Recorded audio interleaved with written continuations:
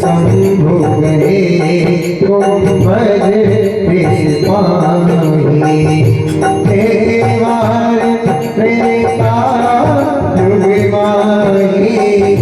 शंभु गए कुंभज।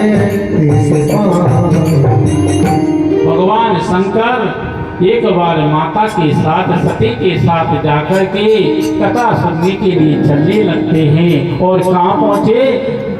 कुंभज ऋषि के पास। वो कुंभज ऋषि के पास पहुँच करके भगवान शंकर ने कुंभज के पास पहुँच करके भगवान शंकर ने कथा सुनी और जाकर के सती से कहा, देवी कथा में ध्यान करो, कथा में ध्यान करो। परंतु सती जी कहती थी, महाराज मैं सुन रही हूँ, मैं सुन रही हूँ। और बार बार भगवान शंकर 7 दिन तक बैठे रहे पर सती ने एक भी प्रश्न नहीं सुना, जिसके कारण सती को अपना शरीर भी छोड़ना पड़ा। क्योंकि सत्संग तो जीवन का आधार है, सत्संग के बिना जीवन में भगवान नहीं मिल सकते हैं। तो भगवान जा रहे थे और उसी समय भगवान शंकर को दर्शन हो गए, क्योंकि त्रेता युग का आरंभ हो गया और सतयुग समाप्त हो गया। और सतयुग समाप्त हो गया और त्रेता युग का आरंभ हो करके भगवान ने देखा और जाकर के प्रणाम किया है, पर सती ने भगवान ने प्रणाम नहीं किया है। बोले, ये राजपुत्रों को तुम प्रणाम क्यों कर रहे हो? बोलो, यही तो मेरे आराध्य देव हैं, यही तो मेरे परम पिता परमात्मा हैं। सती जी कहती हैं कि प्रभु, यह तो अपनी पत्नी की खोज में पूछते हुए फिर रही हैं। है कगमग है मधुकर सैनी, तुम कहती सीता नगनैनी। और भगवान शंकर ने कहा, देवी भगवान जो है यह सर्व भगवान हैं, यह साक्षात नारायण हैं, यह तो मनुष्य रूप में आए हैं, इसलिए यह लीला कर रही हैं। परंतु सती ने सत्संग किया नहीं था, विश्वास हुआ नहीं। भगवान शंकर से बोली, महाराज मुझे तो परीक्षा लेना है। भगवान शंकर बोले, देवी है परीक्षा का विषय नहीं है, भगवान तो प्रतीक्षा का विषय है कि कब मिलेंगे। उनकी तो प्रतीक्षा की जाती है, परीक्षा नहीं की जाती। परंतु सती नहीं मानी और जाकर के और परीक्षा लेने लगती हैं। और भगवान ने जाकर के सती को प्रणाम किया कि कहाँ हैं वृषकेतु? अब तो घबरा गई, कहने लगी कि मुझे पहचाने लिया है क्या? फिर पूछा अनजान बन करके, महाराज किसकी पूछ रहे हैं और मुझे प्रणाम क्यों कर रहे हैं?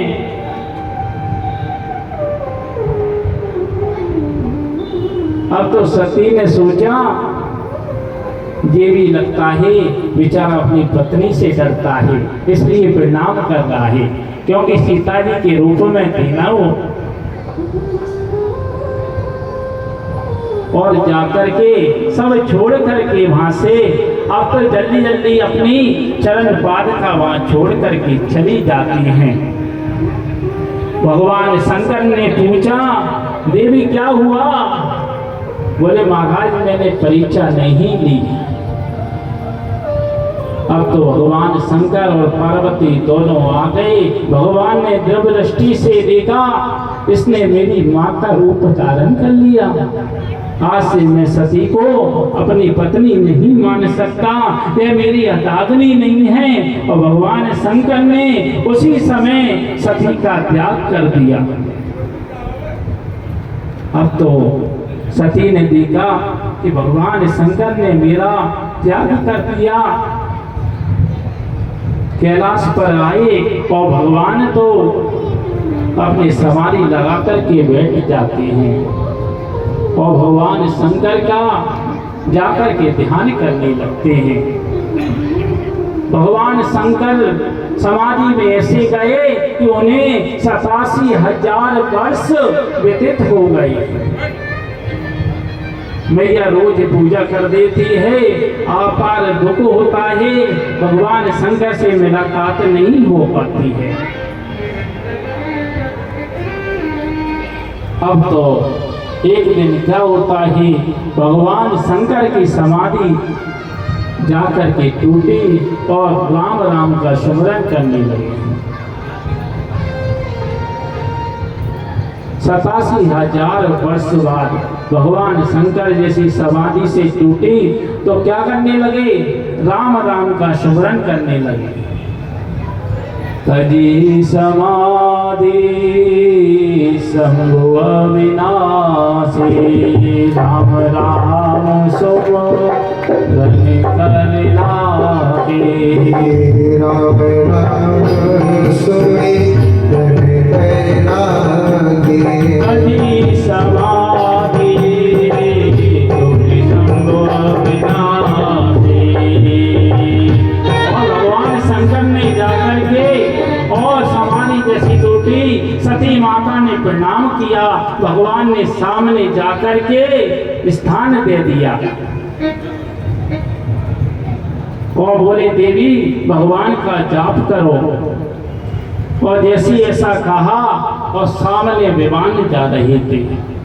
विमान को देखकर राम में तो उनका मन लगा नहीं, कभी सत्संग उनने किया नहीं, तो बोले महाराज ये सुंदर सुंदर जो विमान जा रहे हैं वो कहाँ जा रहे हैं?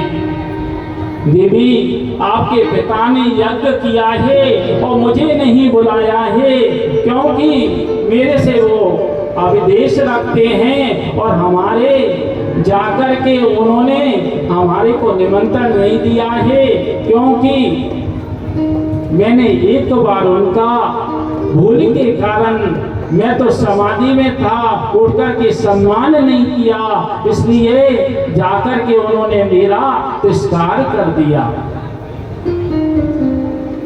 बोले पिता के घर तो बिन बुलाए जाना चाहिए। भगवान शंकर बोले बिन बुलाए जाना चाहिए, मने नहीं कर रहा, परंतु कोई उत्सव हो जब बुलाए तब जाना चाहिए। अब तो भगवान शंकर जो थे सती जी नहीं मानी और भगवान शंकर जो थे सती जी को विदा कर दिया। सती ने वहां जाकर के देखा भगवान शंकर का भाग नहीं था, सभी की पूजा हो रही थी और योग अग्नि के द्वारा अपने शरीर को भस्म कर दिया।